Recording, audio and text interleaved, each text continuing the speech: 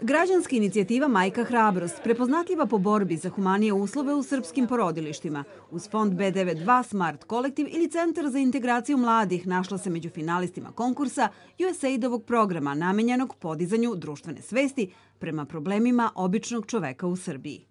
Na ovoj poziv za grant smo konkurisali sa projektom Pojedinac može da promeni stvari i želeli smo u stvari da inspirišemo ljude širom Srbije da se prijave i da sami, kada uoče određeni problem, nađu način da to promene. Da im ponudimo neke naše recepte kako mogu da promene od malih stvari u svojoj zgradi, u svojoj ulici, u svojoj opštini, pa onda u gradu do stvari koje se tiču, regiona, republike. Ukupan budžet grantova je oko $250.000, a projekti koji će biti podržani bave se još i problemima dece bez roditeljskog staranja, pitanjima lokalne samouprave, promenom zakonodavstva ili borbom za očuvanje životne sredine.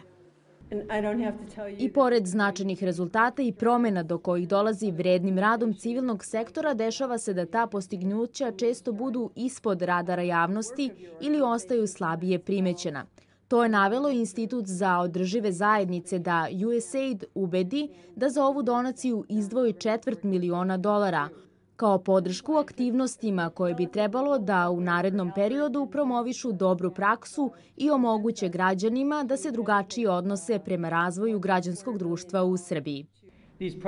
Projekti će pokrivati celu Srbiju u partnerstvu sa tradicionalnim i lokalnim medijima, a neki od projekata ušli su u partnerstvo sa novim medijima i društvenim mrežama poput YouTube-a, Facebooka i Twittera.